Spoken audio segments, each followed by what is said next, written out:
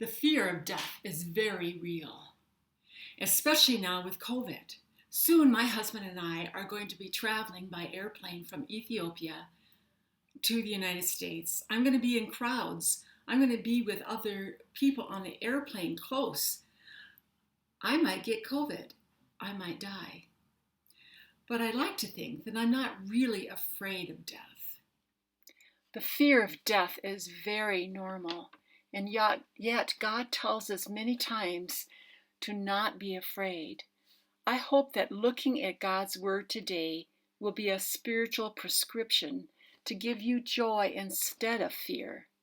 We are asking the troubling question, what do we do with the fear of death? One answer is in John 14, verses 1 through 3. Do not let your heart be troubled. Believe in God. Believe also in me. In my Father's house are many dwelling places. If it were not so, I would have told you. For I go to prepare a place for you. If I go and prepare a place for you, I will come again and receive you to myself, that where I am, you may be also. Good observation questions will help us dig deeper. Who? It's Jesus speaking to his disciples. These men are believers in him. They have followed him for 3 years and know he is the Christ. When? This is the Last Supper, the meeting in the upper room before Jesus is arrested and goes to the cross. What? His last big teaching and his message of love and concern for these men and for us. Think of yourself giving your last blessing to family before you die. Why? His disciples are fearful. They have left their homes and their jobs to follow Jesus for 3 years. They know now that Jesus is in danger from the religious leaders who hate him, and Jesus wants to comfort them. Let's ask more questions. Who? Jesus mentions the Father who is in heaven. What he is talking about is eternity. He talks about how he will go back to the Father and prepare a place. For whom? Those friends and for us. Wow. Jesus is preparing a place for us. When I get to Idaho, my daughter will have prepared my room for me. She will have turned the hot water on. If it's winter, she puts on the flannel sheets. She might put a piece of chocolate on my pillow. And her kids make banners and cards to welcome me. I feel so loved. Jesus is preparing for us. He's excited about our arrival. And what he prepares for us will be better than anything on Pinterest. After all, he's had 2,000 years to prepare. Homes. So many ideas of homes. I was once asked to talk to a group of country Ethiopians after visiting their mud homes. I had a very short moment to prepare what to say, and these verses popped into my mind. I could give them a hope of a future home that would be so far greater than anything they had now.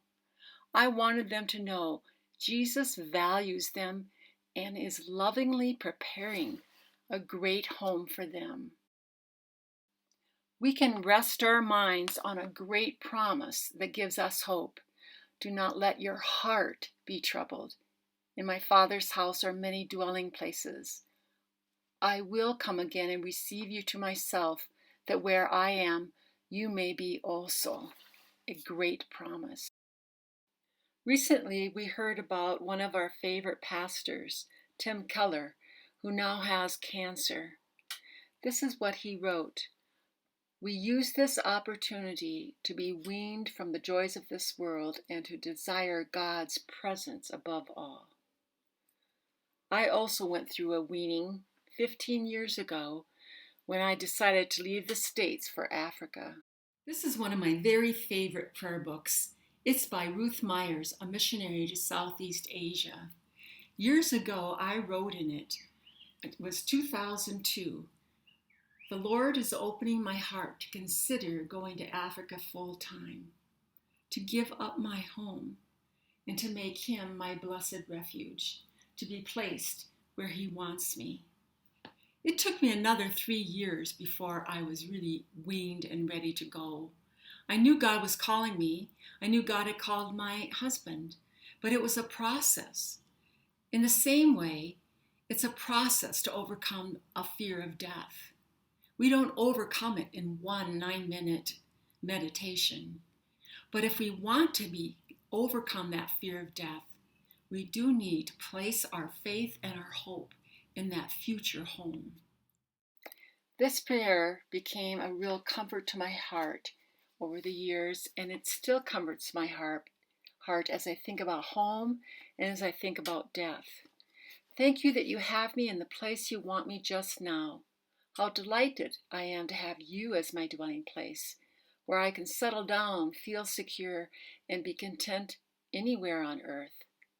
You are my blessed home. Andrew Murray wrote, "I can be at rest even when all around and above is a sea of trouble." I think he could write that because he knew where he was going. Chris Tomlin has a great song. It's called Home.